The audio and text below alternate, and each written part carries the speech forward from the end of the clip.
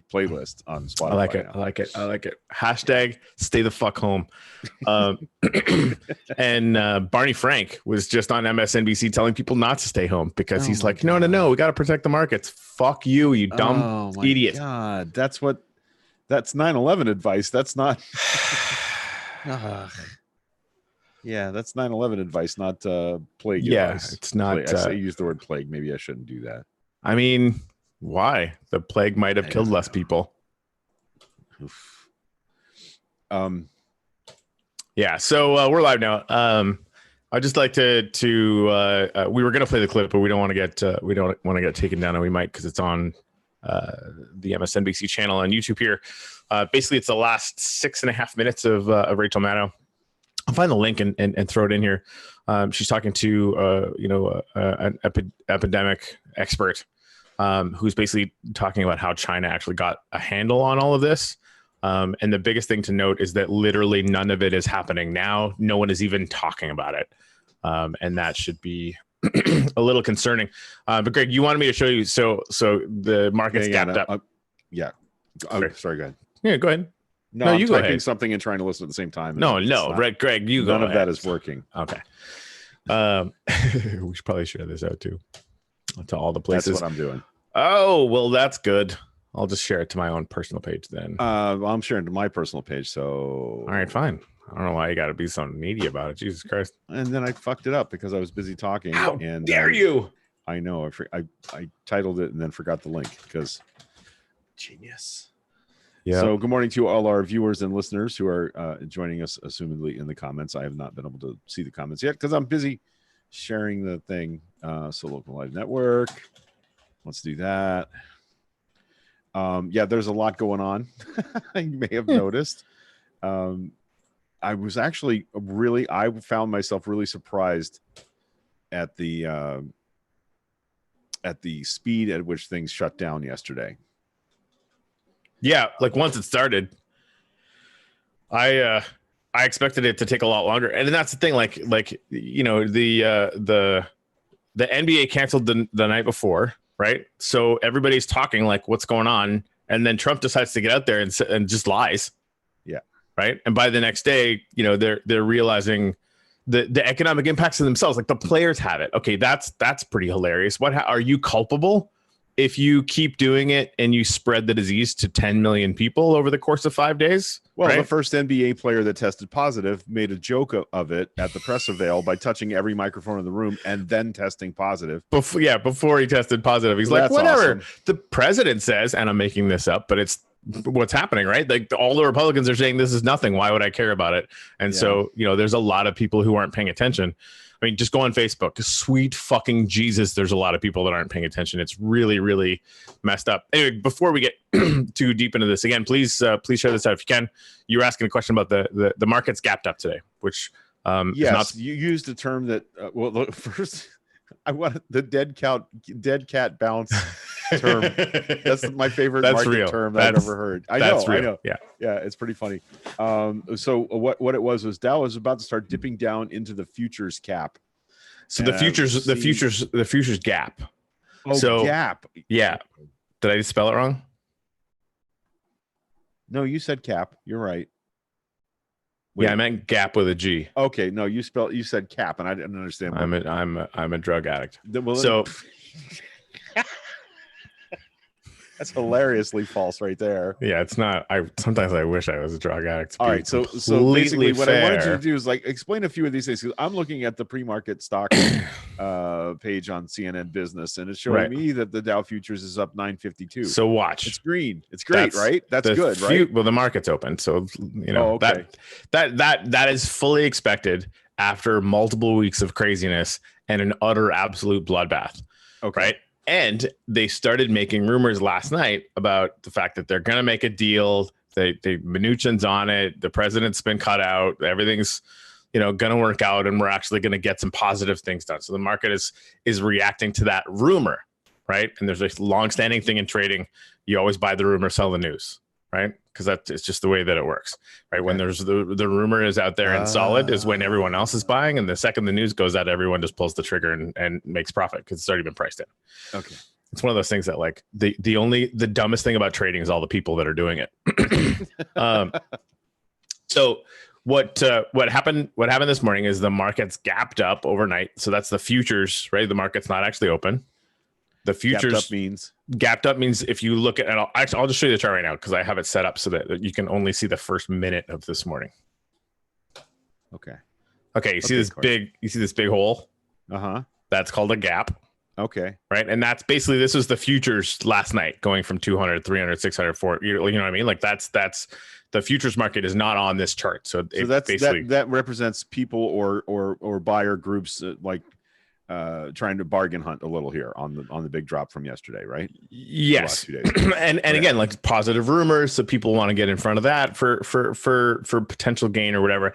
And like I was saying yesterday, like it hit that spot at 22,000 or 21.5 that where I thought that there might be a retrace anyway, right? It'd be really weird if there wasn't a retrace there.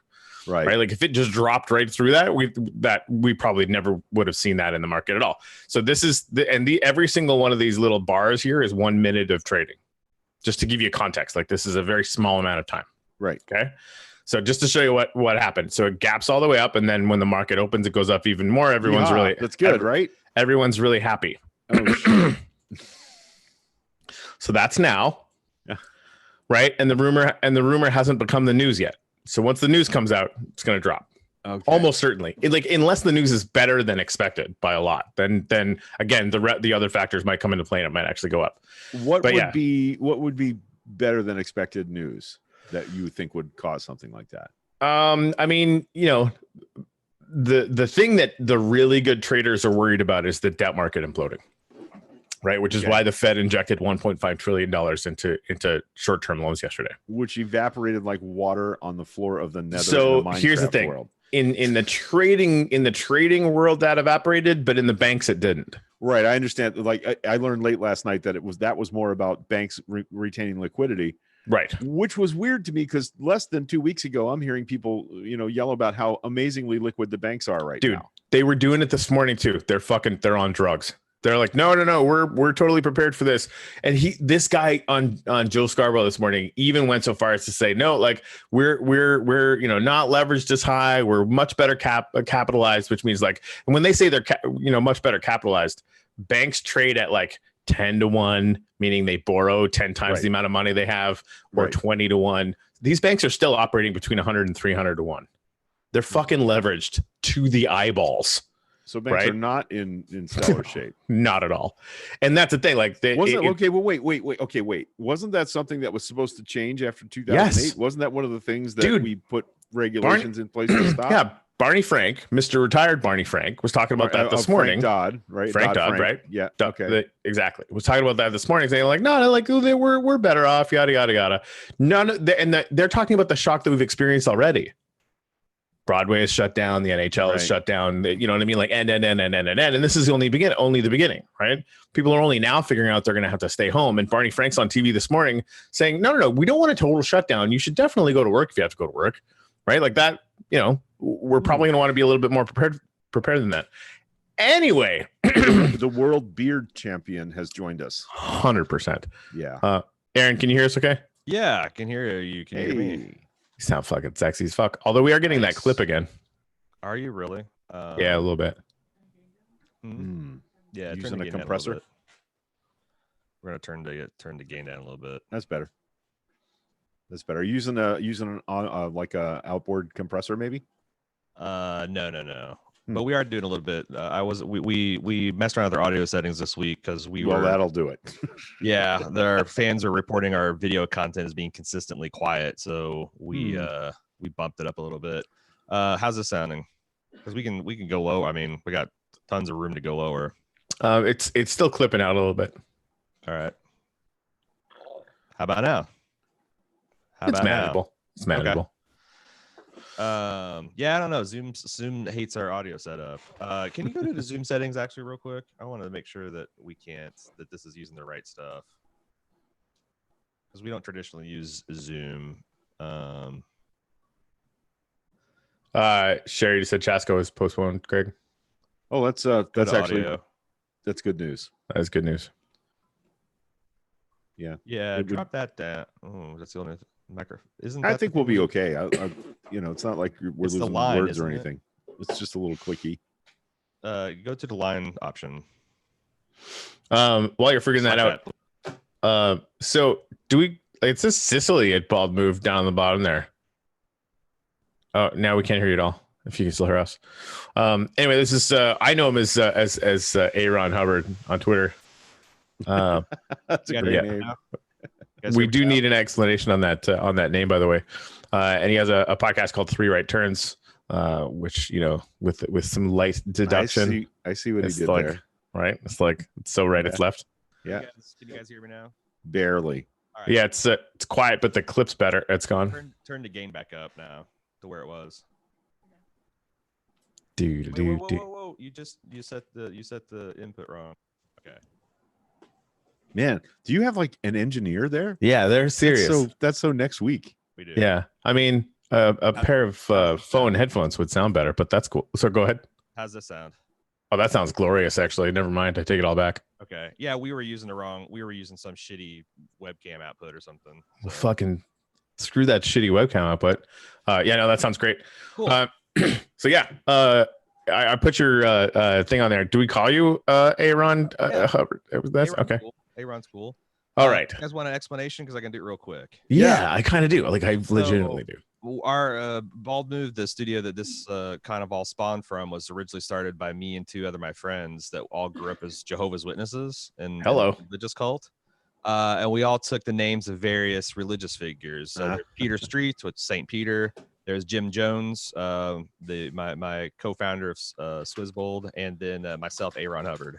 Nice. So we Very all nice. had like cult leader names to commemorate our cult background.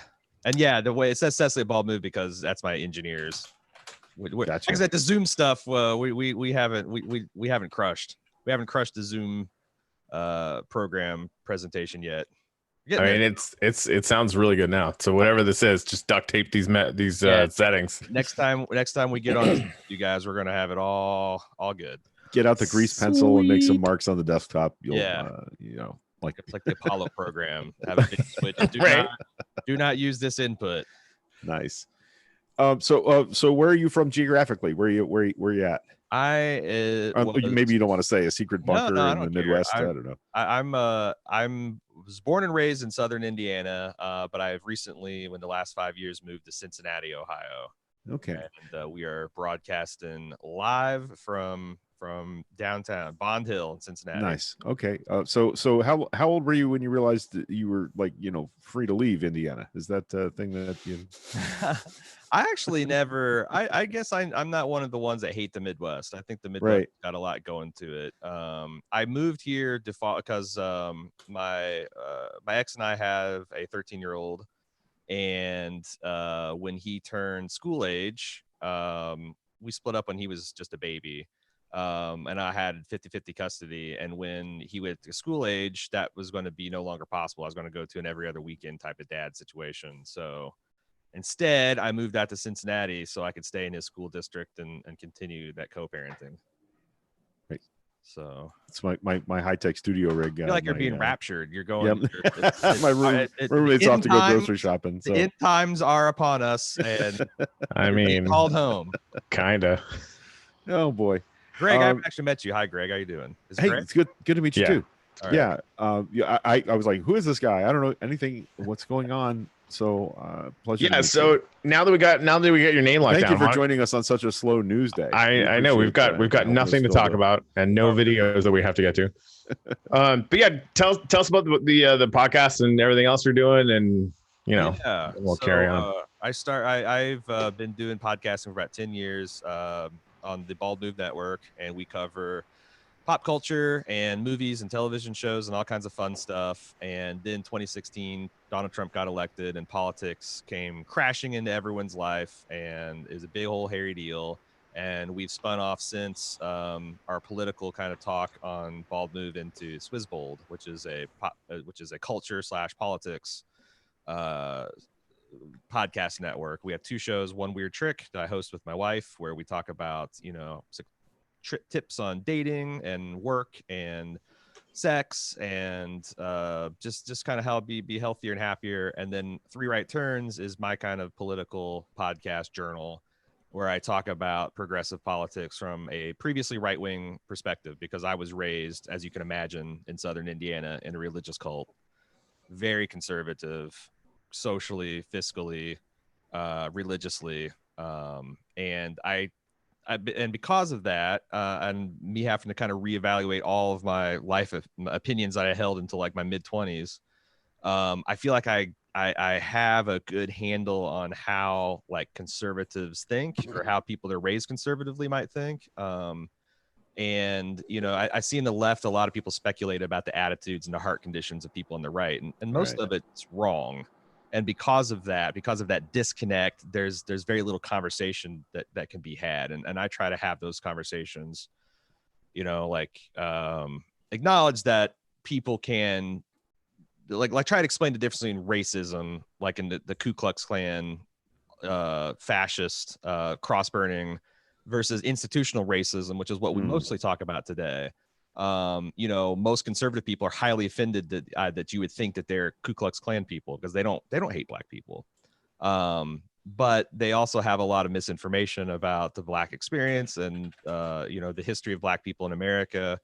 And a lot of privileged blind spots. Exactly. The history of whiteness, and how like I'm a third generation German immigrant. At the beginning of the 21st century, Germans were a persecuted racial minority that were dirty, disease ridden, ignorant, Italian American. So same. Yeah. but yeah, exactly. Yeah. But we, because of this skin tone, have engaged what I call the cultural cloaking device of whiteness. And so we walk among the genuine Europe, Anglo-Saxon white people. No one knows the difference. Right. And, black people, brown people have a hard time doing that same kind of assimilation. Like, if everyone on the earth was white, we probably wouldn't have a lot of the racial problems in America.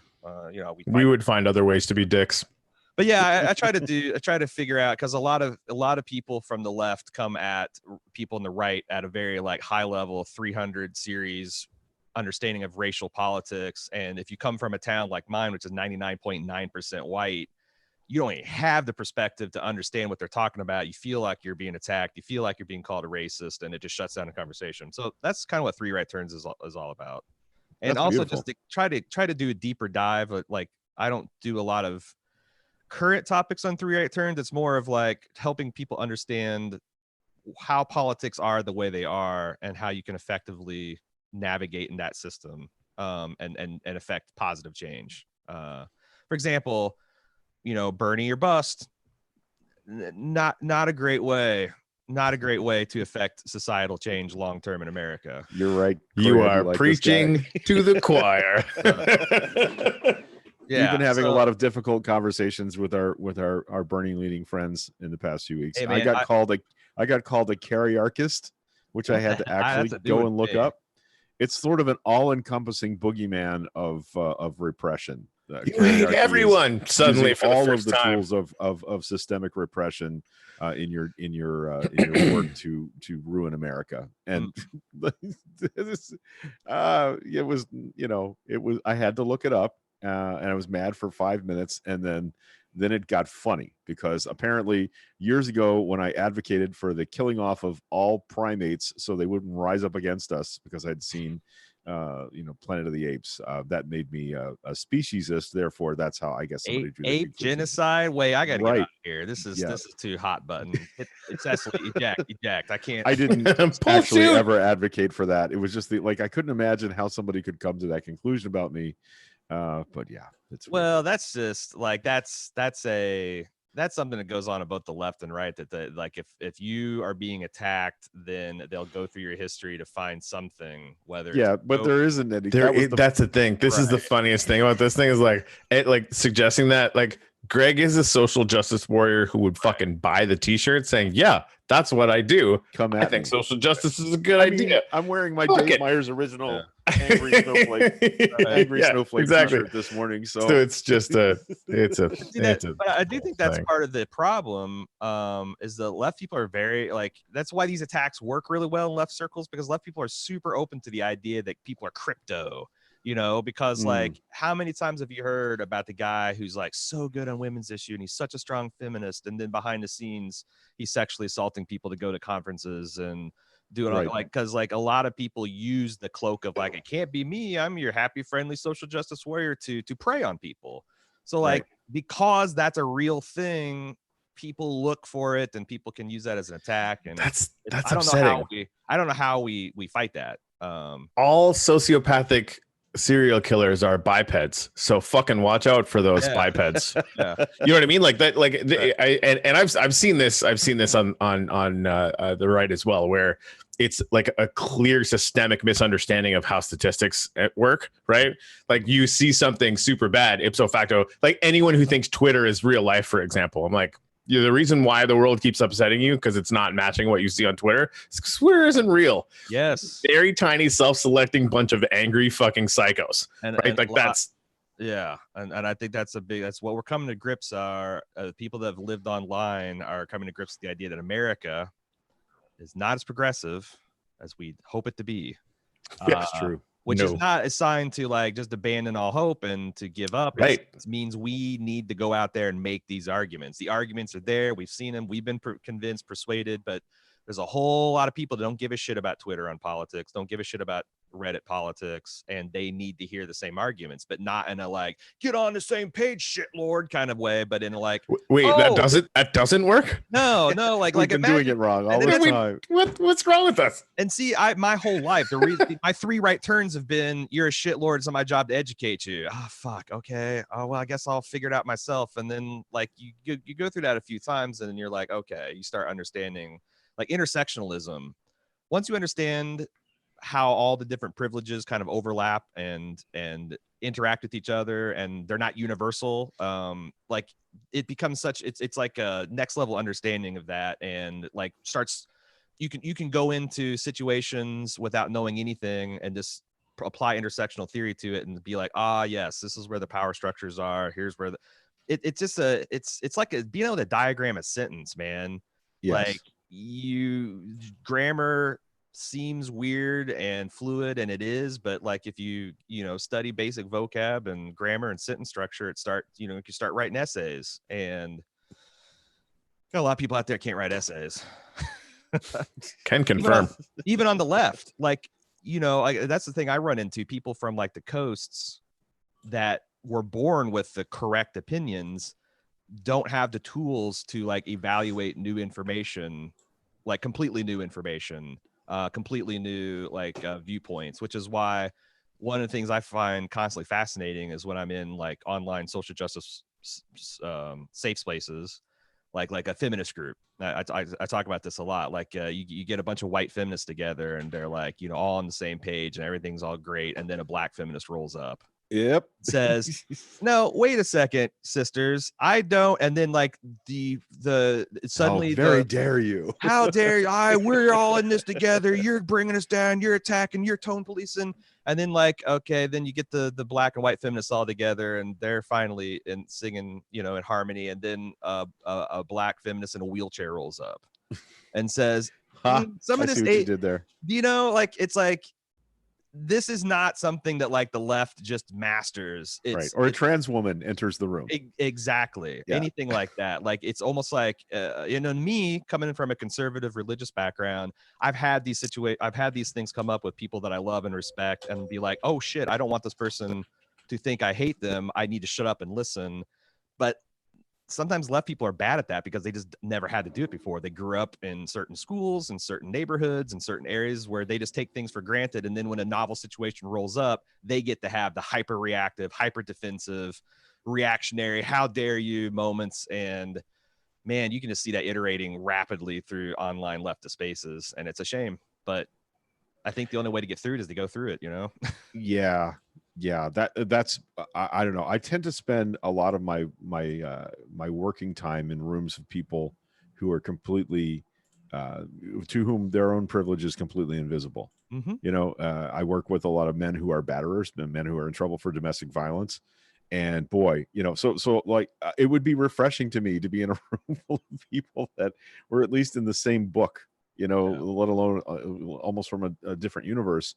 So yeah, but like one of the places where I've experienced exactly what you're talking about is the rape culture line. Like, the example I use is like, I'll be sitting somewhere and I'll be watching television, and on the news, I'll be watching a child molester get sentenced to, 20 years in prison. And somebody will say, almost inevitably, sometimes it's a man, it's often a woman, I hope that he goes to prison and what he did to those kids happens to him. Yeah. So you're saying there's a line at which rape is okay? Yeah, and I'm the person that will throw that Molotov cocktail right into the room. Yeah. You're basically saying there's a line after which rape is okay. Mm-hmm.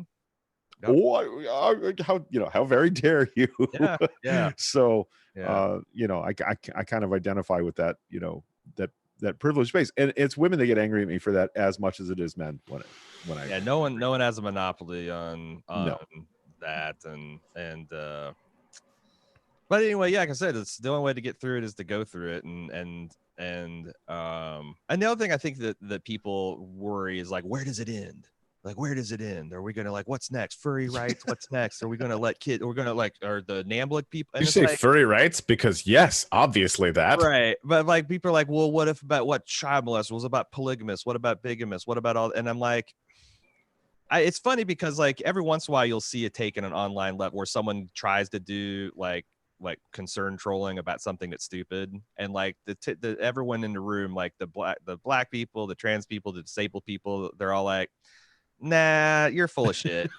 Like there is a break. Like if you come out with a take that's completely out of left wing, like Wes Anderson in the movie Fantastic Mr. Fox, the Badger had a red bow tie, and that means that he does, whatever, he hates women. People like, nah, man, the Badger's just wearing a red tie. Shut the fuck up. Sometimes a red tie is just a red tie. Yeah. And like some people like really like to concern troll about any kind of violence, any kind of like, parody satire, and people like, that's okay. And so the comments are getting what about marriage with goats? Well, if the goat could consent, that would be a place where we'd have a serious conversation. First, prove goat sentience, right? Which is not impossible. Yeah. And then prove that it could consent. Again, physiologically not impossible. Yeah. So, I mean, Alstro, oh, no. Maria, we all know that's a bad idea. Just stop. Okay, I want to pivot a little bit. Go ahead, Aaron. I just want to wrap because that's there are bright white lines that you run up against in the left, and I think they're good ones, like consent. You're never going to be able to fuck a goat scot-free because a goat can't consent. And if a race of sentient goats came forward and be like, hey, we find you two-legged people sexy, people that want to get with the goats can get with the goats. But until there's sentient goats, then goat fucking shall probably remain illegal and should. Would that make you pansexual? See, that's I see what you did there. Only you also blow a reed flute in addition to the goat cock, obviously. And from here on in, this will be a fucking pun-free zone. All right. All right. No. All right. I wanted to say it. I know it's not going to be true. And I do not all right. So now that we've solved the goat fucking problem, which was on everyone's mind. Speaking of goat fuckers, speaking of goat fucking, hey, we swear on this show. I hope you're ready for that. It's a podcast. Come on now. Fred asked, could you discuss or explain the $1.5 trillion bailout? I have difficulty understanding it. I read about this shit all the time. I have difficulty understanding it. The first, just to kind of go back, the biggest problem in 2007, 2008 was not the mortgages. It was the fact that all the banks had lent money at the tune of sometimes 100 to 1 or 300 to 1. What that means is they're basically buying 300 times more stuff. They're borrowing money effectively from themselves, making it up out of whole cloth, than what they actually had. So if those bets go badly to even a tiny amount, then the entire bank basically gets liquidated. They basically owe money to everyone, and the bank closes. Right. That's why Lehman Brothers got shut down. So that's basically known as the debt market. Right. So you have companies that want to, give out debt for all sorts of reasons. So you have, for example, an oil company that wants to do an oil rig, and they'll create something that is very adorably called a junk bond. And so they'll create this junk debt, and then other corporations will buy it because oil is always going to be fantastic. They get $50 billion for the subsidies a year. Everything's fucking awesome, right? So you do that times a lot, and then suddenly Saudi Arabia decides to say, fuck you, we're going to sell oil for $15 a barrel, go fuck yourself. And then literally every oil company in North America shits the bed. This is all technical terms, by the way. So what the Fed is doing is they put 1.5 trillion into the debt market. It's not just like quantitative easing, which is literally just the fucking Fed buying stocks to shore up their price, which they've been doing even in this giant run up, which should only be done during emergencies. They've been doing it the whole time because Donald Trump is a fucking asshole. So it is really just to try and support this area that if that collapses, the rest of the market is not just screwed, it's very, very, very screwed. Right. So we were joking about this yesterday, them putting 1.5 trillion into the market, and the market reacted for like 20 minutes and then went right back down. Right. So it's not the same as them actually just buying $1.5 trillion worth of stuff and then having it go down. It was kind of shoring up the base so that these companies have more wiggle room to basically not have the banks go illiquid. It's now, my understanding that also just inject a little, because I follow some neoliberal circles and they were like making fun of all the leftists, making fun of the $1.5 trillion. And it's my understanding that this is like essentially the Fed's printing more money. They're injecting new currency into the. That's 100% right. To make sure things don't go illiquid, which then trade stopped happening and you have real bad things. So it's not so much that the trades would stop happening. It's that. And Fred Krueger, CEO of EOS Links, who's a friend of mine, started calling this last week. He said that the biggest thing with the oil market is all this junk debt. And if those debt markets fold, that means all the banks fold. And if the banks fold, all of that stuff is interconnected. And that means the stock market dumps in like another 50%. Like it gets really dark really, really, really quickly. Yeah. It's like this. I hope you don't mind me interrupting because no, go ahead. This. So to me, it's like this is like Jimmy Stewart in Wonderful Life. And the banks have all these junk bonds and everybody then realizes they're junk and they're over leveraged.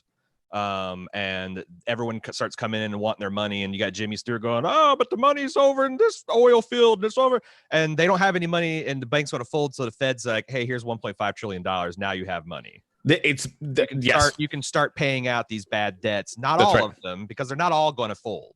Yep. But enough of them are going to fold that you're going to need the money to hand it out. If you don't have the money, so here's the money. It's just, and they loan it at like what, fractional percent rates? All banks have what's known as the fractional reserve, right? So if they now, I don't know if that is going to apply the same way for the debt market. Like it might be 1-to-1 in the debt market, because I think they're actually going in and buying up some of the debt on a short-term basis.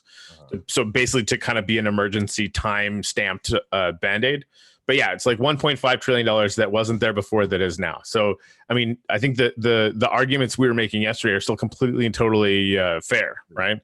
Because quite frankly, they could invent that $1.5 billion out of whole cloth at any time for any reason. And that's a good, because a lot of times when leftists say like, well, how are you going to make up this $1.5 trillion deficit over 10 years? They say something like, well, you could print money. And then the same neolibs that are saying, oh, well, you're going to do that. It's going to kill them. Like, I feel like, yeah. The inflation thing is very interesting, because there is a point at which printing money will create inflation, but we don't have any idea where it is even close to that. And it doesn't seem like we are. We aren't. We're not close to it at all. We have 20 trillion in debt. We print money all the fucking time. And then we inject it into the markets, and we're not seeing any inflation whatsoever.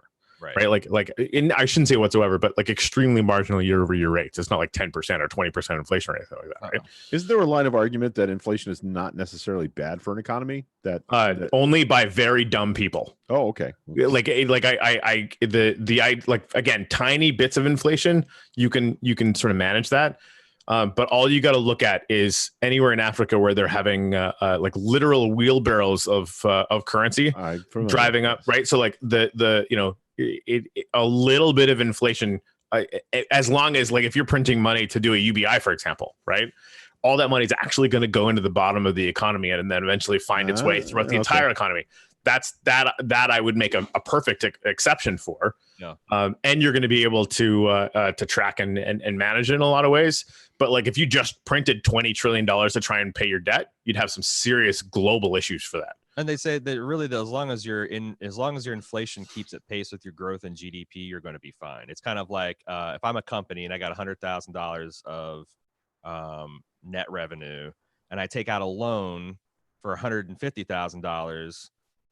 People are like, "Oh, well, that's bad because you're $50,000 in debt." Well, if I use that investment to make 175, then I'd be stupid not to take on that debt. Like you use that money to expand capacity and open new markets and bring in more revenue. The leftist argument is the federal government can print money to take care of its people, and investing in that human capital is going to pay off huge dividends, probably immediately. But you talk about over generations, higher education, higher standards of living, people living longer, people, having security, not having to go out on the streets and cause a bunch of problems, and jobs in all the sectors they spend that money in. Yeah, like that's the argument for it. Okay, and then the anti-argument about that is like, well, when the economies can't grow forever and ever and ever, and what do you do with the automation and stuff like that? But like, that's the frustrating thing, is that we're still having like mid 1950s fights over shit that like the rest of the world moved on from, and we're still in 2020, right? How do you pay for universal health care? Yeah, the automation thing proves the UBI rule. As like the work is about to get disconnected from most of the results in the economy. And if you don't do that, then what you're really saying is that this has always been for the 20 rich guys, and everyone else can go fuck themselves. Yeah, we'll go back. And you've said before, Corey, like one of your viewpoints on this is that nothing happens that doesn't benefit billionaires. In other words, if it benefits billionaires and poor people, it'll happen. But if only one set of people has to be benefited, it won't be, nothing will get done that doesn't benefit billionaires. That's speaking. That's a pretty good observation, right? Multiple studies have shown that billionaires get literally everything they want. Millionaires get about 70% of what they want, and poor people only get what the other two want. Right. Except Dave Meyer says, thanks everyone for tuning into Stock Talk with your host, Corey McMoneybags. Yeah. Dave, fuck you. So, and Fred Eater asking the hard questions. I mean, this is maybe the toughest question today, aside from goat consent, is so does the money actually exist? Yeah, it does. Because they make it. And you have to understand it exists in the same way that, like, when you get a mortgage, that money automatically gets printed by the Fed. It never existed. That bank didn't have it before. Now that bank does. Yeah. Everyone that has scratching their head, take like an hour, go on the Wikipedia and read about monetary policy. And if you have questions, come to 3rightturns@swizzbold.com, and I'll try, because the thing is like, the US dollar is backed by the labor and productivity that the United States citizens generate. Do you honestly think that? Yes. It's not, though. It's not backed by that at all. How is it not? There is absolutely nothing. There's no correlation between our gross domestic product and how much money we can print. Zero. Okay, so absolutely zero. Okay, why can't we print $100 trillion in, Corey? We could right now. Uh-huh. Like, they just printed $1.5 trillion. Did they ask the GDP if they could do that? No, they don't care. The only thing they care about. There's no relation, and the only relation is the chair of the Fed or the board of the Fed going, is this going to cause too much inflation for our stockholders? Yes or no. So it has nothing to do with GDP and everything to do with inflation. No. And those inflation numbers are basically just a guess. They don't know. Yeah, that's true. That's true. So it's not pinned to anything. So this is a huge issue, because people think, it's pinned on gold or it's pinned on these actual firm numbers. It's not at all. It's pinned to like the board of the Fed deciding on a whim. Tomorrow they could decide, is there enough marshmallows in the United States for us to print $1.5 trillion? It's literally as connected. I don't agree. I think that like you're right that some of these things are not unknowable, and like a you can't say how much to the penny the GDP actually is going to be a year from now, right? Yeah. It's like you're pumping a well, all right? And sometimes the well's gushing. You're like, clearly we can pump more out of this. And sometimes the well's a little bit not coming out, and you're like, ooh, we might need to pump the brakes. But like, there is a physical hole in the ground that's full of oil, and it has a finite amount of oil, and that thing is very hard to know, but it's not knowable. And if there is no relation, then I don't understand how you can say that, like, yes, you're right. The Feds can print whatever they can do. They can destroy the economy. They can cause inflation. They can cause stagnation. Right. But the reason that most of the time when they do, it doesn't, is because they're staying in that narrow lane of what is sustainable by GDP. If there's no relation to GDP, then you could print as much as you want and it wouldn't cause any So here's the thing. I'm saying there's no relation in the fact that they're coupled, but they well, are no, like there is no computer that says GDP this ipso facto we can print this. It's just a guy. It's a guy deciding it. That's it. No, we actually make things, we sell things, we generate trade, we generate. Of course we do, but it has nothing like they could and like they just proved yesterday. We're gonna print $1.5 trillion because fine. Yeah, but right? Did they ask the GDP if they could do that? No. What do you mean ask the GDP? But they're not even looking at it. But they have so many economists to study this all the time. Like they're not just pulling this number out of their ass. Just believe they're basically just doing it because they need to do it, right? But like when they look at mortgages, they're not looking at GDP to decide how much mortgage money they can invent out of whole cloth on that given day. It's just not connected. Now, granted, like, is there a stop where like wait? Okay, I'm going to interject a dummy question in here. Doesn't the fluctuation in interest rates sort of spin the dial you're talking about? You're saying they don't look at how much GDP there is before they start lending money. No. For mortgages, but they do adjust interest rates to sort of tamp that down or yes, bump it up. Kind of. I think the interest rate is a little bit of a different question. The main reason why they've been using it recently is the lower the interest rate, the more banks can borrow and then leverage on top of that because of fractional reserve put money into the market. So to go to my oil well analogy, interest rate is like the flow control. One of the flow control systems that they use to control the pressure. If the oil's coming out too slow, they can decrease the interest rates that increases the velocity of the cash flowing around. And I like that. Too fast, they can raise interest rates that constricts the pipe and makes it and cools things down. I love it when the dumb guy asks a question that makes the smart guys think. That's how we learn, man. That's like I try. At the end of the day, I don't know if I'm left or right. I try to go with what I think is true. I honestly, what the hell are we even doing, man? 100%. Like I used to call myself a lefty. Now I'm not doing it anymore. Because it like lefty because it sounds cool. I mean, it does. I mean, it's inherently cooler. I mean, that's just a real thing. Get my beret. I'm gonna get my paramilitary fatigues. That's my retirement plan, by the way. That's a good plan. That's a solid plan. My retirement plan is either like we fix the problems in the next 30 years or socialist revolutionary in the foothills of the Appalachian Mountains. See, if you go far enough left, you get your guns back. Yes, that's exactly right. Exactly right. I'm going to shake a Vera in the foothills of the Appalachians and fight for the feral mining towns of Appalachia. Yeah, and I shake my head in disbelief at the people on the right who think lefties are all soft and don't know how to use guns. I'm like, dude, no, that's not an accurate picture. Boy, are you going to be surprised. Not in the lefties in my neck of the woods for sure. No. All right, we had a couple of questions in the comments, some of which are existential in nature, and we're going to steer clear of those for a moment. But Ira wants because he knows how long I would talk about them. Oh my God! What do you all think about the idea that base income be controlled by the Fed as a lever to stabilize the economy, i.e., the economy slows, increase UBI economy starts to run, increase the interest rates? Say that. I'm sorry. Say that again. It's a little bit of a jumble. Yeah, I'm not sure what that means. I think he's asking, what do you think of the idea of like a UBI being controlled by the Fed as a lever to stabilize the economy? In other words, increase it in bad times, decrease it in good times. I think that's like a lever that would be labeled fuckery.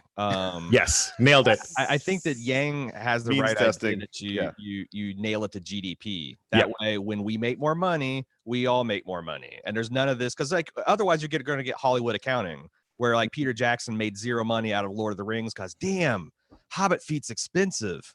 Hobbit, you know how much Hobbit feet, and we went through like 9 pairs an actor. Like those things are $100 billion Hobbit feet.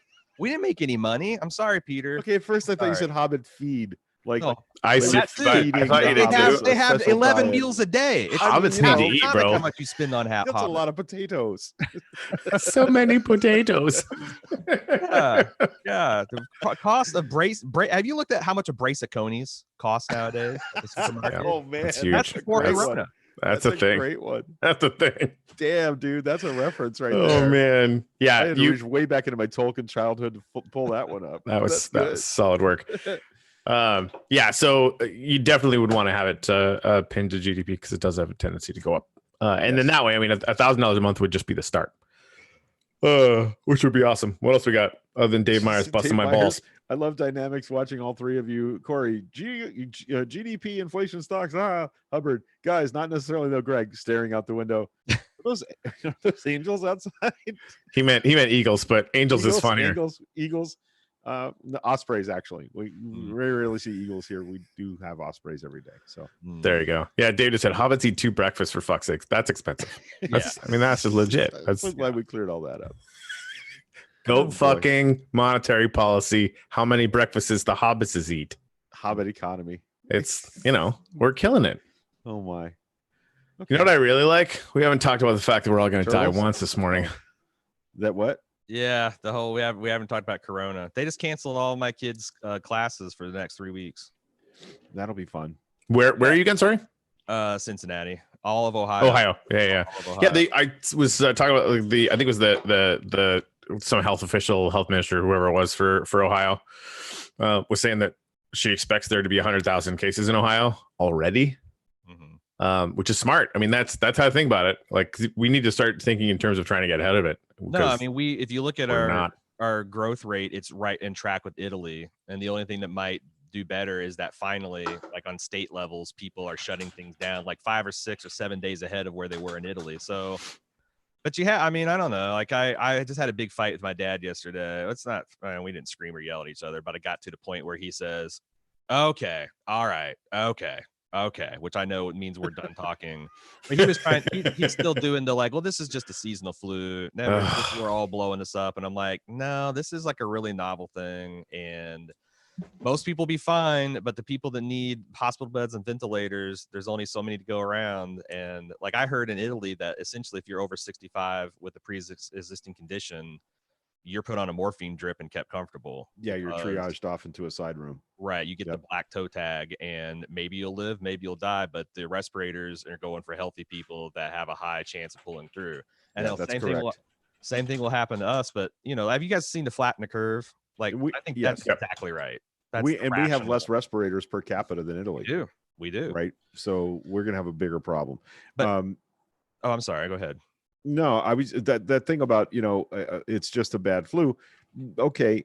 Problem that there's a flu vaccine and all healthcare workers, the vast majority of them take it.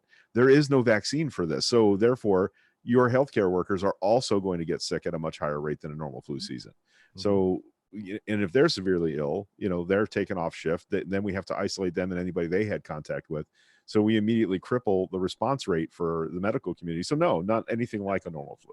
Nothing like it. People act like 1 or 2% mortality is like no big deal. That's like 20 times higher than the seasonal flu that already kills a shit ton of people. Yeah. Or it's 4 or 5 times, I don't know. And then that's if everyone has adequate care. The second you saturate beds and respirators, the mortality, you start to see the 5% high and even higher mortality in some of these places. So, significantly. Yeah. Like the Italy example is something I'm paying really close attention to. Cause like when you start to look at the stories that are coming out from the doctors and nurses in Italy, they're like, we're letting, and it's not just old people, we're letting people die in the hallways because we don't have enough stuff.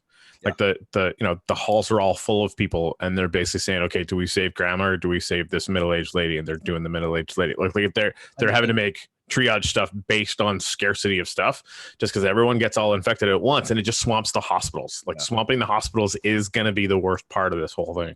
So flattening the curve is absolutely the best possible. Yeah, that's exactly it. Just slow it down. It's also a gruesome death. This acute respiratory distress disease, you essentially die gasping, not able to catch your breath, not able to breathe, not able to get enough oxygen. Like I've seen doctors tell stories of people on pressurized 100% oxygen and can't keep their pulse ox over 10%. Like, holy shit, that's bad. That's really bad. Imagine suffocating in a very slow, where you're surrounded by people in hazmat suits. It's bad. And it doesn't, like, if you're on a ventilator, you're going to be fine. It's going to be a bad couple of weeks, but you're going to survive and you're going to thrive. And that's what we're trying to do, like just flatten the curve. And that's why I got really frustrated with Dad. I'm like, we're going to see, old man, and we're going to see in the next 3 to 6 weeks. Maybe I'm being hysterical. Maybe you're being stupid, but it is. I saw this Twitter thing going around. That's like the right to work to home, the right for disabled people to work from home, the right for everyone to have public health care, the right for people not to have to, like, you know, like the things that we fight for as progressives would make America so much stronger about fighting things like this. And we're going to see a real world laboratory of all the different countries and their infection rates, their mortality rates. And I mean, maybe it'll all be the same. And then as a progressive, I can be like, okay, well, it won't. I guess I still want a better quality of life, but I think there's going to be some stark differences and like potentially order of magnitude differences between here and Canada. Yeah. And then you're going to, then I don't know, like this might be one, maybe I'm being naive, but this might be one of those things that really moves the cultural. I feel like that it's already there's already people like big support for this universal medicine. Well, and the UBI stimulus. I mean, that you know, people like AOC coming out for it. Chris Hayes has posted about a UBI stimulus like every day for 3 days, which, you know, he was at the very least extremely skeptical, if not kind of open to it or whatever. Which I feel is, you know, that's the sort of the criminal bit of the people that are sort of really entrenched in sort of lefty circles, is that they just missed that there is an idea out there that's much better than all of their other ideas, except for universal healthcare. And there's some resistance to it. I think there's, like, you know, the idea that there's that would be tied to some lever labeled fuckery, that like anytime the rich wanted to, they could be like, oh, we got to take cuts and we're not going to take it. So guess what? You'd be like, but I think there's ways to solve that through legislation. And, you know, the other thing is, like, we're going to have to be eternally vigilant.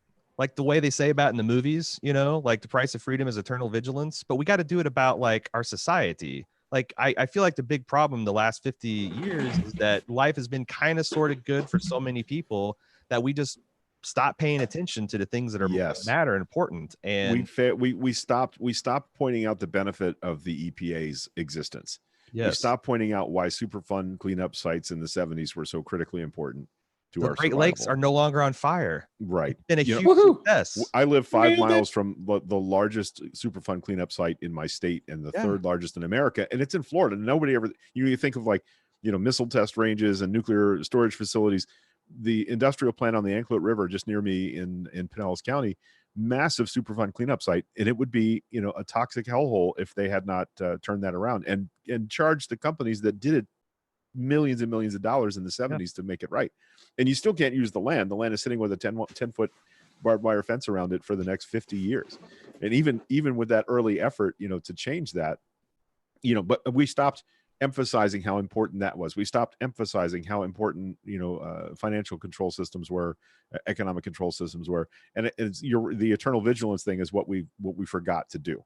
And I, you know, like in a weird way, like I don't think any American, you know, airliner with hijackers on board will ever again not charge them and try and take them out before the plane crashes into a building. In the same way, I'm hoping that this is the lesson we needed, so we learn that vigilance again for at least another 30 or 40 years. Yeah, and then we're all old men in rocking chairs. You know, you kids, you forget to be vigilant. Yeah, you need a Great Depression. You need a illegal war that caused the drafts everyone from 18 to 24 and throws them in a meat grinder. You need something for people to be like, what the fuck? This, you know, like it's that quote that, like, if you're not interested in politics, the bad news is the politics is interested in you. Your landlord sure is. And when you get evicted, when you get drafted for a war, when you get sick and die, and your family is bankrupted by it, that's when politics takes an interest in you. And we've forgotten that. And so you know, the old phrase, taking someone to the woodshed. I got a video I want to share of Katie Porter. While you get that up, I want to get some comments here. Casey, who is doing even more reading on this than I am, which is too much. So right now in Italy, there are people with dead family members in their homes, and they do not know what to do with the corpse. So that's fun. Is that man? Can I get I don't want to be that guy, but can I get a source on that? Because like that, I'm actually working an outline for. I'm sure Casey will have one. Casey will have 3. The other thing that'd be great. People can't get out to do grocery shopping. People are now locked in their homes and really can't get out to get food. Which is becoming problematic after 6 or 4 or 5 weeks. We bought a month worth of extra food, and honestly, if you haven't yet, I just go do it. I wish I could do that. If there's a 1% chance, they're gonna cut my roommate's SNAP benefits next month. Well, Greg, like fucking, we'll figure it out. Like, because you have to go do it. Well, I'm just saying that, but no, I know. I'm not saying that for me. I'm saying there are literally millions of Floridians that are in that. Cool. Let's find those people and figure it out. Because like that's the thing. Be community solutions. This is something that I follow a lot of Black activists on Twitter, and that's something they've been talking about. That something that the Black Americans have realized for a long time is you can't trust anybody but your own community. Yeah, no one's coming.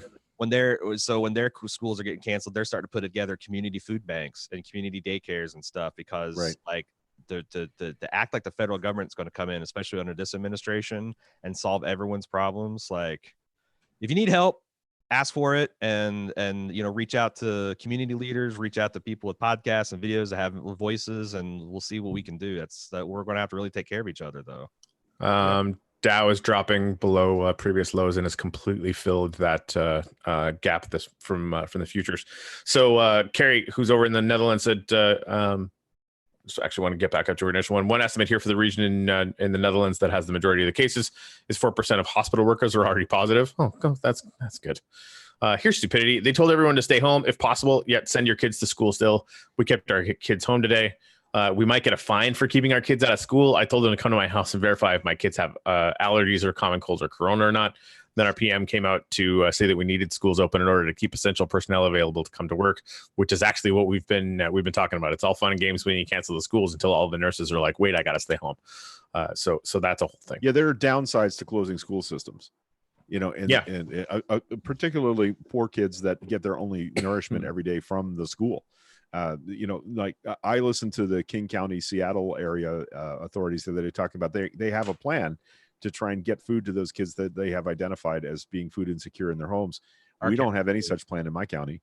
Our counties do too. They're essentially trying to get a Meals on Wheels with parents and volunteers to take and try to get that in effect as early as next Wednesday. Because you're right, childcare, feeding kids, like allowing the parents to work with small kids, like it's a real shit show, man. And there's zero planning has been done.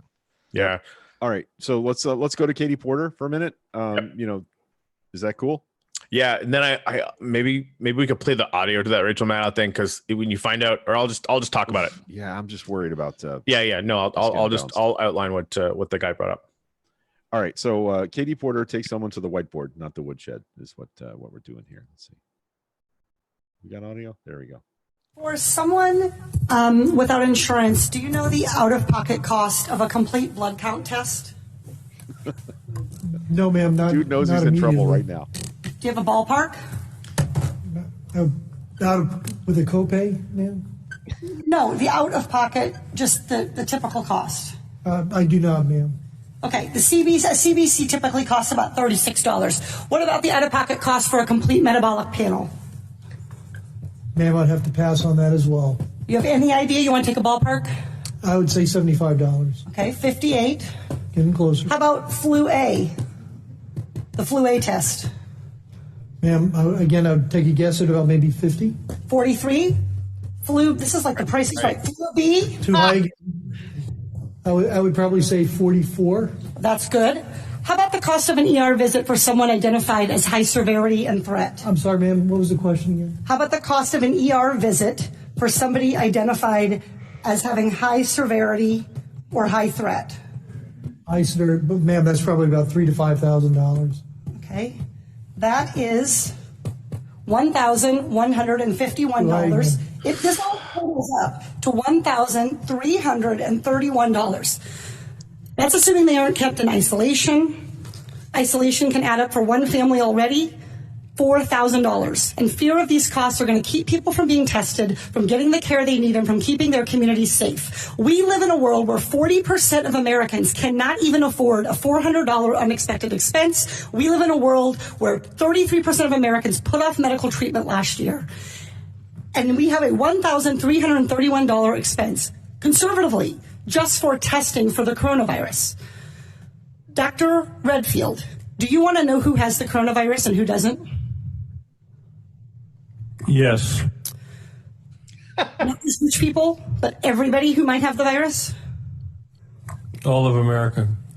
Dr. Redfield, are you familiar with 42 CFR 71.30, excuse me? 42 CFR 71.30. The Code of Federal Regulations that applies to the CDC. 42 CFR 71.30. I think if you could frame what it talks about, that would help me. I Okay. don't relate. Dr. Redfield, I'm pretty well known as a questioner on the Hill for not tipping my hand. I literally communicated to your office last night and received confirmation that I was going to be asking you about 42 CFR 71.30. This provides the director may authorize payment for the care and treatment of individuals subject to medical exam, quarantine, isolation, and conditional release. That I know about, and my office did tell me that. I just didn't know the numbers, ma'am. That's Congresswoman. Great, so you're familiar. Dr. Redfield, will you commit to the CDC right now using that existing authority to pay for diagnostic testing free to every American regardless of insurance? Well, I can say that we're going to do everything to make sure everybody can get the care they need. Reclaiming my time. Dr. Redfield, you have the existing authority. Will you commit right now to using the authority that you have vested in you under law that provides in a public health emergency for testing, treatment, exam, isolation without cost? Yes or no? What I'm going to say is I'm going to review it in detail with CDC and the department. Reclaiming my time. Dr. Redfield, respectfully, I wrote you this letter along with my colleagues, Rosa DeLaura and Lauren Underwood, Congressman Underwood and Congressman DeLaura. We wrote you this letter 1 week ago. We quoted that existing authority to you, and we laid out this problem. We asked for a response yesterday. The deadline and the time for delay has passed. Will you commit to invoking your existing authority under 42 CFR 71.30 to provide for coronavirus testing for every American regardless of insurance coverage? What I was trying to say is that CDC is working with HHS now to see how we operationalize that. Dr. Redfield, I hope that answer weighs heavily on you, because it is going to weigh very heavily on me and on every American family. Our intent is to make sure every American gets the care and treatment they need at this time of this major epidemic, and I'm currently working with HHS to see how to best operationalize it. Dr. Redfield, you don't need to do any work to operationalize. You need to make a commitment to the American people so they come in to get tested. You can operationalize the payment structure tomorrow. I think you're an excellent questioner, so my answer is yes. Excellent. Everybody in America hear that. You are eligible to go get tested for coronavirus and have that covered regardless of insurance. Please, if you believe you have the illness, follow precautions. Call first. Do everything the CDC and Dr. Fauci, God bless you, for guiding Americans in this time. But do not let a lack of insurance worsen this crisis. And I would just like to echo what you said. It's a public health, a very important public health, that those individuals that are in the shadows can get the health care that they need during the time of us responding to this outbreak. That's why politics are important. Your friends and neighbors, if you need to show them an example of politicians getting shit done, Katie Porter made the director of the CDC promise that every American can get tested regardless of their insurance. Well, does that stick? Like, does that mean that people can? Because he's under oath. Well, that's like, and he can do it, but like he's under oath. But Mitch McConnell could just say, "Go fuck you!" Like, we're gonna, defund the CDC, right? I was high speed searching the things, and that's the thing that jumped out at me is it's at this director's sole discretion and subject to the availability of appropriations. And now, granted, they've got $8 billion worth of appropriations and could get an infinite amount more. Like Congress would gladly do more. Yeah, I'd like to stand in the way of that, but I don't know. Well, Congress wouldn't. Trump asked for $2 billion. They gave him $8. They forced him to take $8.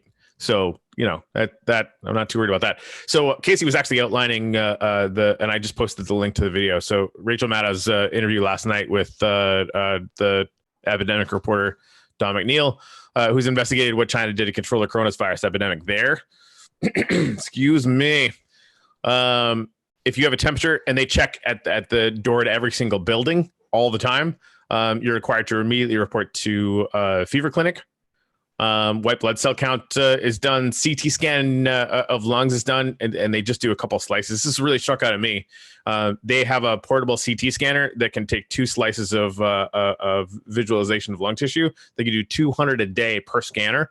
And right now, our CT scans take about a half an hour each. So that's something where they're way ahead of us. And home quarantine is terrible. So if you are positive, they send you to basically isolation apart from your family, because what they noticed was that the most of the transmission was happening in family pods. Home quarantine is terrible because 75 to 80% of disease transmission is inside the family. And so they're basically breaking all that stuff up, right? So you go and you actually get fully tested. And if those tests don't come back that day, they send you to like a little quarantine hotel. And you're basically quarantined apart from everyone else. So even like the people that are isolating in place, anyone coming near them, anyone doing that or whatever, like they're still like basically what that 6 minutes of video, and again I linked it in the comments, showed me is that nobody's even talking about doing what's going to fix this, which is going to end up being a thing. Yeah, I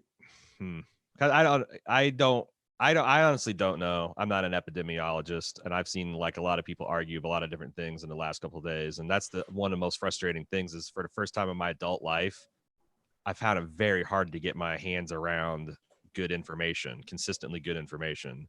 Yeah.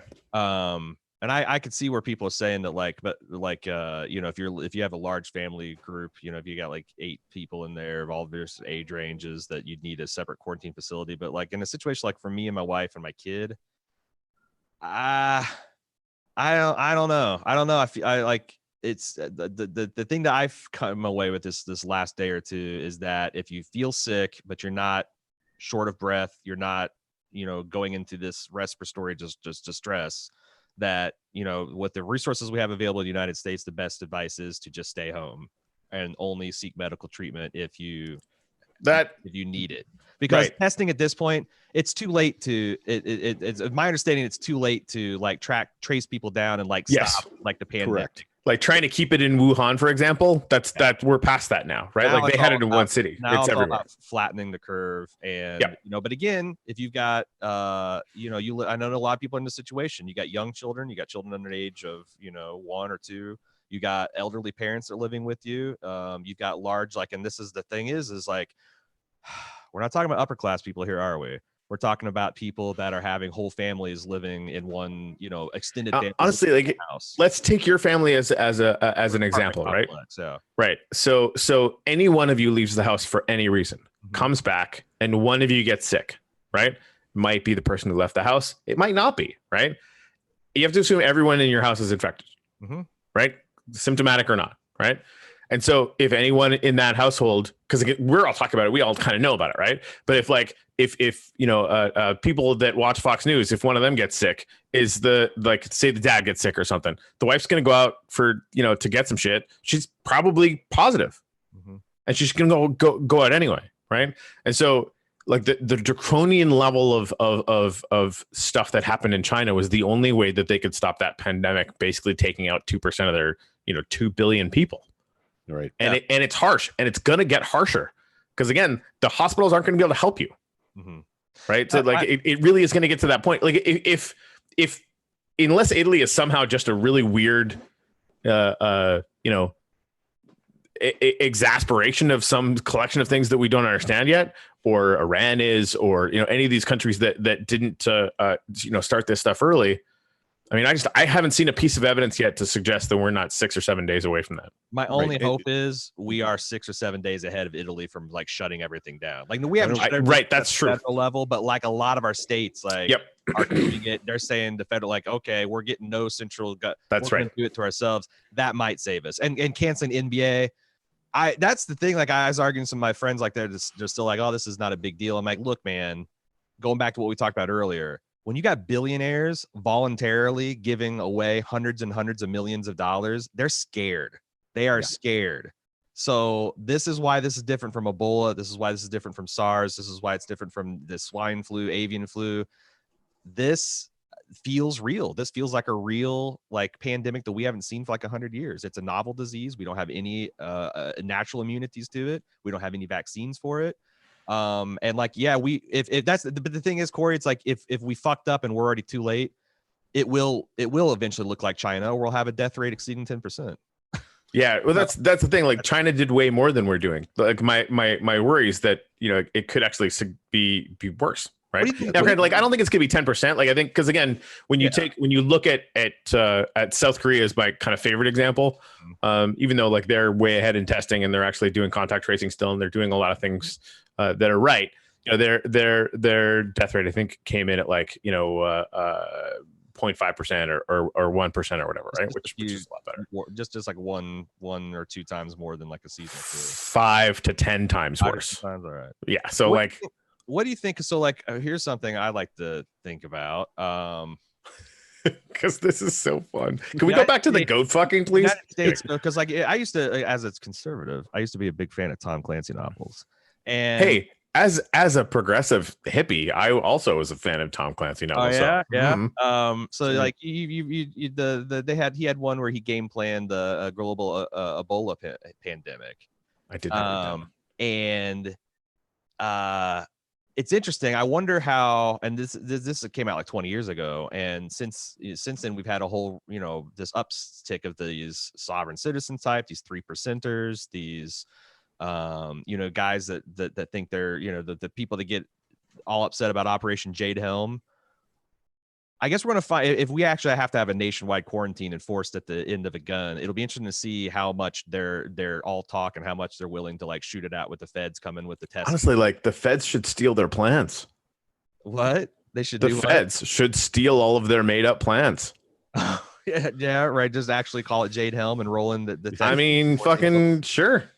No, I just wonder, because that's the thing I'm wondering. It's like, you know, because this is like if you go to the really loony right sites, this is what they're worried about. That, like, you know, the fact that like you've got I just read that like one of the Israeli laboratories is one of the ones. It's like Israel and Canada have the two best hopes right now for getting a vaccine, and there's already these right wingers saying they'll rather die gasping for air than take a Jewish vaccine. Good. Okay. Yeah. But like, I just wonder, like, this is like these cultural divides that have happened in our country are going to have suddenly real world consequences. And maybe, like I said, it does seem like the fact resistive humans that we encounter in our daily lives tend to, on my page, at least on my Facebook page, tend to be my conservative and Republican friends that are like, oh, you know, this is no big deal. You know, you guys, they watch Fox News. Media panic mongering. Really? Yep. Italy shut down because of media panic mongering. Right. Fucking Mears tried that on me, and I said, dude, you're literally gonna have half the employees you had before, and the recession you've been planning for 5 fucking years is on us right now. Yeah. Right. I want to go back for just a quick second to, you know, you were using Italy as an example. What's happening right now, today and yesterday, in Spain and Switzerland is bearing out that model is probably pan-European. In other words, the case increase rate yesterday and the day before in Switzerland and Italy, I mean in Spain, is similar to what they saw in Italy. So what I'm saying is, I don't think Italy was an anomaly. I think that's pretty much how most of continental Europe is going to go here. But again, to Aaron's point, and I think this could end up being really important. I hope anyway, is that Italy was like, it's no big deal, it's no big deal, it's no big deal. And then, hey, we're going to quarantine the northern half of the country because the hospitals were probably calling and saying, we're fucked, right? Because it's the hospitals were already full. And that's when they pulled the trigger on the full quarantine and closed all the stores and really ramped it up, right? So you know, if we're a week ahead of that, you know, could mean instead of having 1 million deaths, only 100,000. Right. So like, it really, we're at the part of the exponential curve where any action has a disproportionate potential to smooth that curve out. So you know, it's really good to see people taking it seriously. I just think like the more we could do now, like they're like acting like super fucking hysterical and going full China right now would save lives. It just would. Also imagine if we had like a sane federal government, like someone to actually like imagine if we had George Bush. Karl Rove and like Cheney calling the shots. Like, I hate being nostalgic for that, but okay. well, and again, like it's not like they did. Yeah. Oh, well, Brock. With his 50 worldwide center disease control satellite out that got all shuttered in the last 2 or 3. They would have had warnings out the first week of January. And the thing is if we do seriously mitigate harm because states did the right things and because billionaires did the right things and Trump declares credit for it, I don't know how we keep him from getting away with that. All right. Because So our upside is something that he can just could be like, hey, see, I was right. And so we're talking about accurate information. I wanted to let you guys know. I just dropped 3 straight links in the comments on our YouTube feed here. The Center for Health Security, and also, sorry, let me go back. University of California, San Diego had an expert panel on March 10th, and there's some really, really good accurate information there. Johns Hopkins, they actually in that UCSF lecture, when they were asked where do we go for accurate information, Johns Hopkins Center for Health Security, they have a COVID-19 page. I linked that, and there's also a daily newsletter from Johns Hopkins, and I linked to that separately. So there's actually a whole bunch of inline links in the newsletter. All 3 of those links are now in our thread comments over here. You know, there's a lot flying around, and there's stuff that's substantiated and stuff that's not. But if you read down to the bare facts, if you go down to the bare bones it is serious. It's a serious thing. It's not, if healthcare professionals are struggling with how our system is going to deal with this, then it's not a media hoax. And I think what's being mistaken here is media hysteria. No, the media is filling in for having a president and an administration who will speak accurately and openly about what's happening and what we're doing about it. This president isn't capable of that. This administration is afraid of him to the point where they won't do that around him. And I think that's the media's job, quite frankly. And if it scares you, that doesn't mean the media is creating hysteria. It means scary shit is happening. Yeah, you should know about it. That's the thing. Like at this point, they're combating an unbelievable amount of, and not in a bad way, just ignorance. Like most of the country doesn't. And again, like 2 weeks ago, Michelle was laughing at me, and she's in the healthcare industry. And then, they started declaring potential emergencies at the VA. She wasn't laughing at me anymore. 3 days ago, my friend Anthony was like, "Are you sure this is a fucking big deal or whatever?" And again, like I was the same way 3 weeks ago, because my friends that are connected to all the crypto people in China were like, "No, this is fucking crazy." And I was like, "Is it really though? It's like, is it fucking just a Chinese thing?" So I was wrong for a while too, right? So everyone's going to go through that curve. Like not being able to get accurate information from places you should be able to trust, like the CDC, is maddening. And yes, and the thing is like the media does hype disasters. They all the time do. Like if you're going to get, we're going to have a blizzard, we're going to have a blizzard. You get 3 inches. Yeah.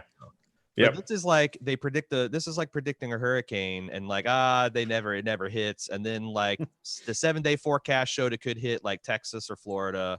You don't have to tell Gulf Coast Florida residents. Oh yeah, now, like we're at the point where like the hurricane's 1 day away. They know where it's going to hit. They know how bad. We can measure the winds. This is no longer like theoretical. You have several countries that you're on the internet. You can go get first person accounts of this stuff. You can see the pictures. You can.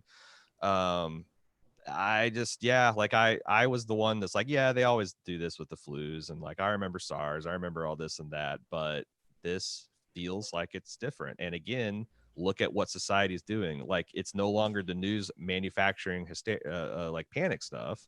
It's big businesses voluntarily foregoing hundreds of millions of dollars because they're afraid. They are really afraid. They're really afraid, and they should be. Yeah, that's really what it boils down to. By the way, speaking of misinformation, Fucktard is going to have another Oval Office meeting at 3.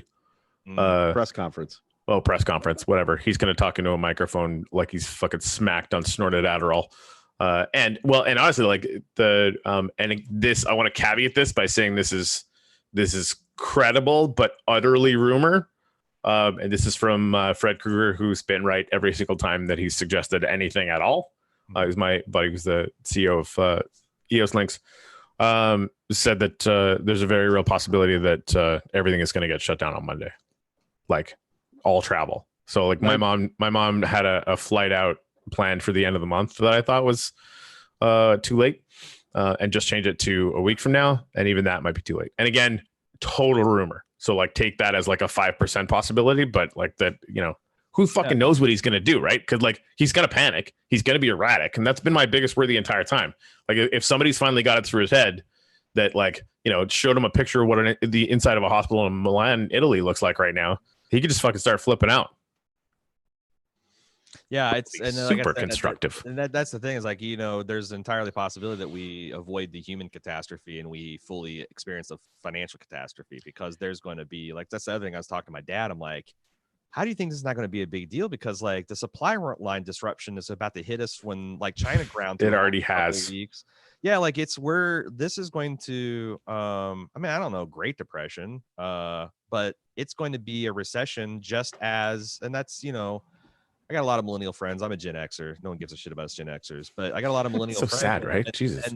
And some of them are just getting to a level to where they had some security from the last financial meltdown, and it's going to be like a wave in the sea where you just get your feet and you're coughing up seawater and another one hits you again. And I like, good Lord, are we going to really have a lost generation of people? I think it's going to be worse. Yeah. Or are we going to do the things necessary to make sure that people have, that's the biggest hope, right? Like the silver lining capacity. Like, do we come out of this with like real, and maybe it is a public option, but a perfectly funded public option, fucking whatever, right? Yeah, I'll take whatever step. I'll take another 100%. But like it's got to be, because this will prove it. And this is what I like. I had somebody like one of the Yang Gang people who's like a little bit more conservative or whatever. He's like, I'm sure glad we don't have universal healthcare right now because all the hospitals will be packed with fucking sick people. And motherfucker, they're gonna be full anyway. Yes. Right. And what you have right now is a bunch of homeless people that are walking time bombs. Yes, and they're so like what's wrong with you? Yeah. Right? Like the whole idea, and again, to what you were talking about originally, we're going to be able to track death rates between countries that have universal healthcare and countries that don't, and a 5 to 10x more rate of dead people would not surprise me at all.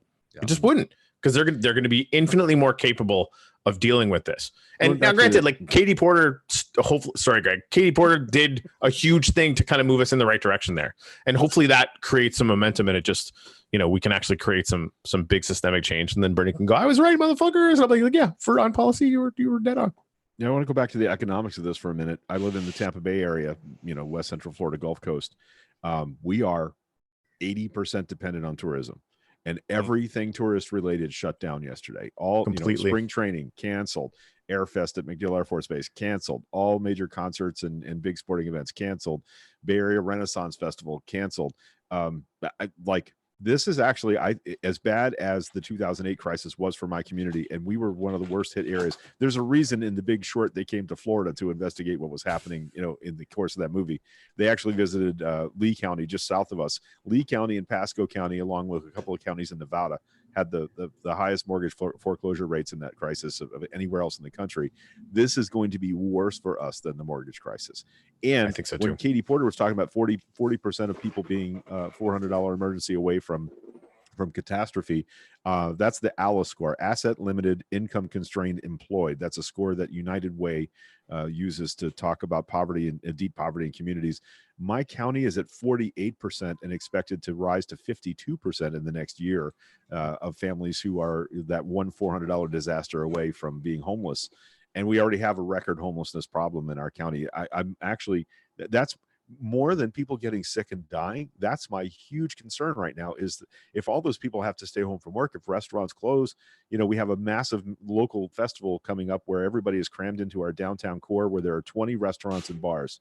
And they're now going to postpone that massive event. All of those food service workers, all of those bartenders, all of those people that work in that downtown core now. What happens here? There is no safety net. This is going to wipe out so many restaurants. Service gig. And in fact, one thing's been keeping some of the poor segments of our economy afloat is this gig economy. Lyft, Uber, if you're doing that, if you're driving around delivering food to people, like that's going to stop. It's like people are going to like not want to get in your plague wagon. I don't know what we're going to do about these people that have like supplemented their income in these ways that are going to be very, very suspect. And it's gonna, My roommate used to drive Uber, and her biggest days were when there was a concert event or a big festival event in Tampa or St. Pete. She would spend her whole day ferrying people back and forth into those events. That's gone for any Uber driver that counts on that money now. Watch Jeff Bezos come out in a month and say he backs Andrew Yang's version of UBI with a VAT that would tax his profits by 10%. That'd be pretty awesome. Because his sales are going to drop by 80%. I don't know. I'll bet you Amazon's having a big uptick. I mean, they will for now, right? But what happens when 50% of the people have zero money? Right. Yeah. And when the workers at these Amazon plants get sick with the coronavirus and they cough into your boxes, and like I stopped ordering stuff this week for that very reason. Because we're actually going to start, because I actually just got back from 2 Publix runs and I'm not going back. And we live in we've done like an hour and a half this morning, you guys. We got more to talk about. The supply chain thing. I got a video 6 days ago of the LA ports, which are one of the busiest ports in the world. Ghost town. That was a week ago. That's just right. It everything is stopped. And I mean, a huge problem that's going to happen a month from now is all the stuff that we would send everywhere else is also going to be stopped. Right. So this is like a 3 to 6 month thing that I don't think we've ever seen really before, ever. Right. Somebody this morning was, I think it was on Joe Scarborough or some shit like that, was talking about the fact that we've got like a just ready manufacturing system globally now. Right. So like you need it. It's literally going to be kind of there when you need it. And everything is kind of meshed together in this super efficient thing. But it also means that we haven't stockpiled any ventilators, right? We haven't stockpiled anything. So, it's going to be challenging. There's no way around it. And again, we're going to get through it, and we got to help each other as much as humanly possible, as intelligently as possible. But yeah, heads on swivels, because it's going to get weird. I think the differentiator between how this is going to come out, like whether it's going to be a higher death rate, higher exposure rate, economic big economic downturn, and not, is testing availability. Testing availability today seems to me to be the central nut that we have to crack. And our governor was absolutely unconvincing in his presser yesterday at Jackson Memorial Hospital in Miami. The number of tests available, the number of testing labs that can process it. The swab kits there's a shortage of swab kits now. So even if you have the tests in a box in your facility and a lab down the street to test them, if you don't have the swab kits, you can't run the tests, right? So I think that's the big bottleneck right now. And I have a local friend, I'm not going to name him, but I heard his story yesterday. He posted briefly about it. I asked him to update me. He just sent me a message. My experience was they refused to test me. He has a flu. He is sick with a flu. Okay. My experience was they refused to test me and said they could not. The doctor said he couldn't. He sent me to the hospital, and they said they couldn't, only for direct exposure and severe symptoms. So the health department Florida State Department of Health is setting the parameters by which people can be tested. So even people who suspect they may have this may not get tested. He was told to go home. Right. And self-isolate, I'm worried about testing availability, and not that I want everybody to drive to the doctor's office if they have a fever. That's absolutely not what you should do. But there is no one is downstreaming. This is what you should do if you think you have coronavirus. This is where you should go. This is what you should wait for. We will come to your house. There's nobody telling people who think they have been exposed what to do next, other than we can't test you, go home. Well, and the whole idea is like the idea that you would send potentially infected people into a hospital. Right. The doctor sent him to the hospital. It's insane. Right. That's why they have fever clinics. Like that's the thing. Like the video that I posted up with that the Rachel Maddow interview, send it to everybody. Send it to all the doctors, send it to because that's the whole thing. Like right now, they're not preparing for what's coming at all. Like again, the things that the state level and private corporations, which really is amazing, what they're starting to do. And huge shout out to Bernie Sanders, by the way, right? Without those giant fucking rallies and the team of like 1 million volunteers he has out canvassing, I mean, he's kind of already dead in the water anyway. But like they were out doing that. He just canceled all that. All future events are canceled, and they stopped all the canvassing.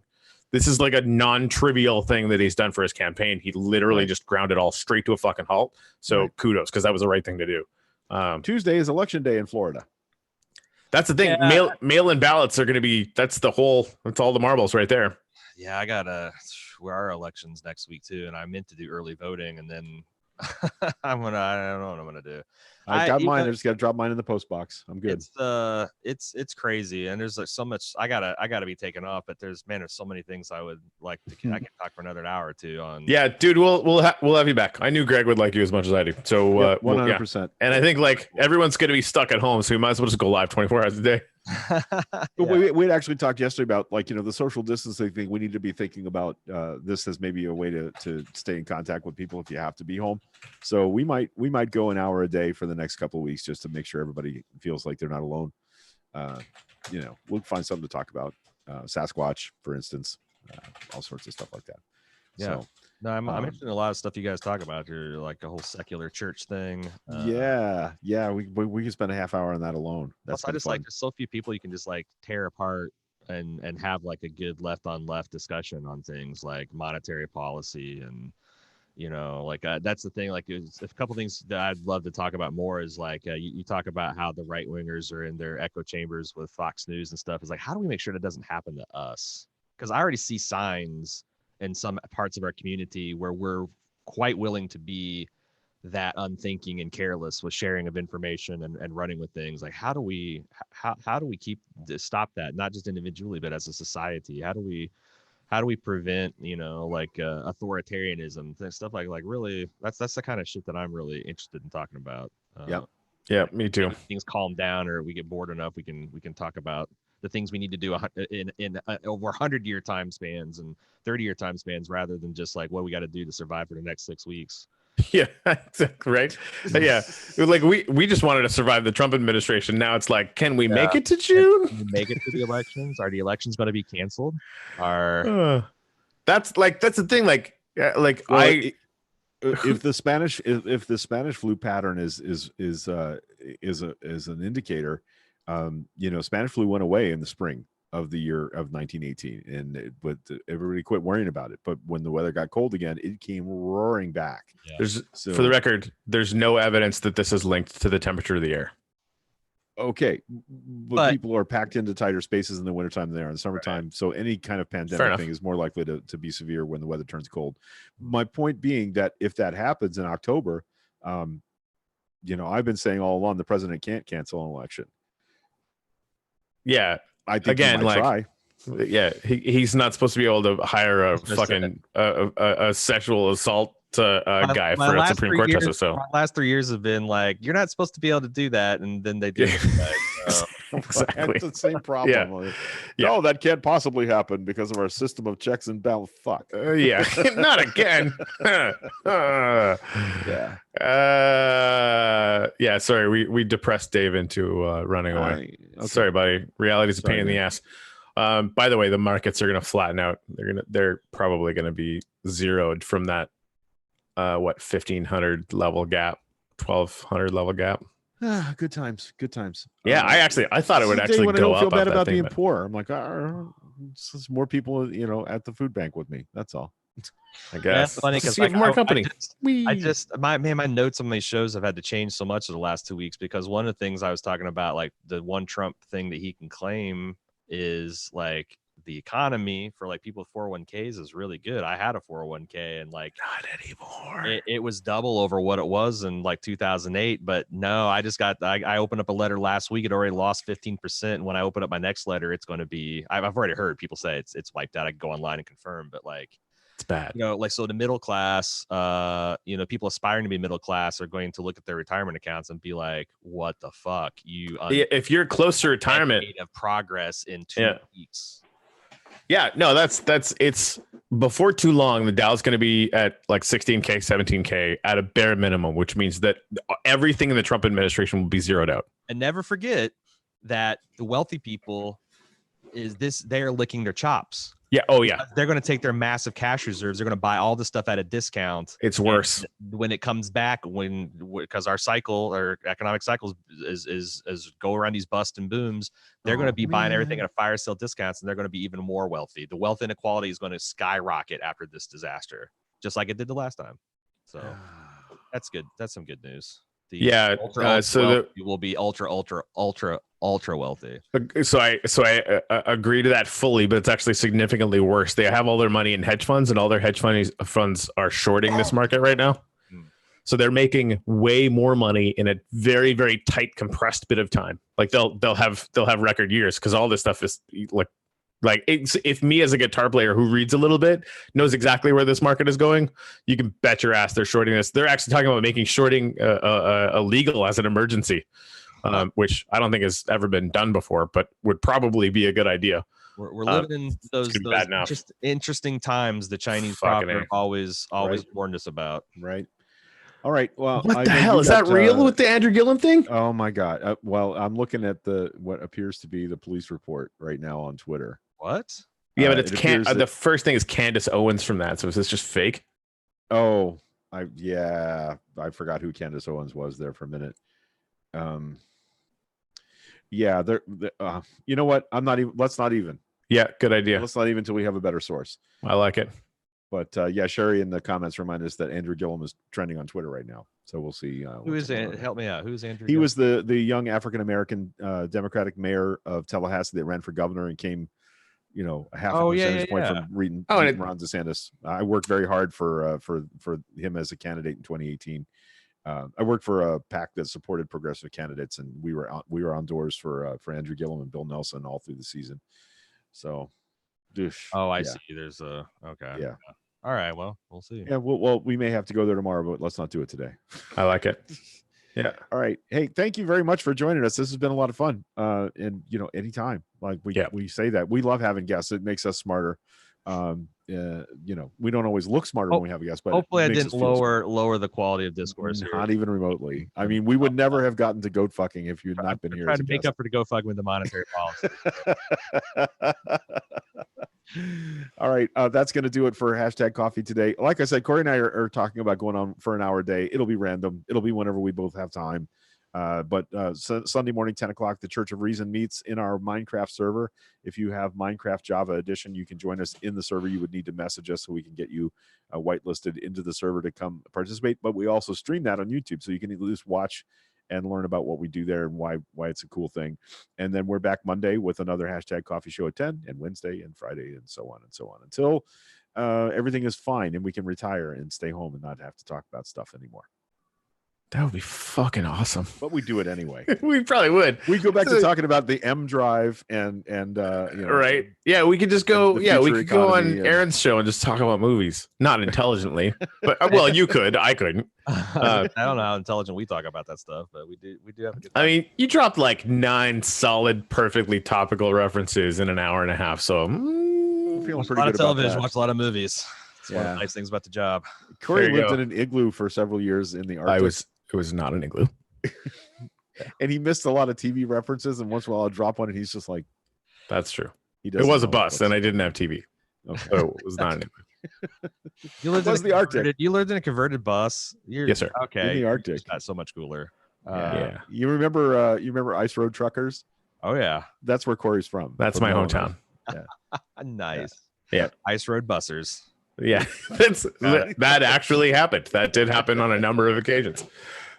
All right, guys, that's going to do it for hashtag coffee for today. Thanks a lot for our 3 right turns guest today, and Sasquatch is real.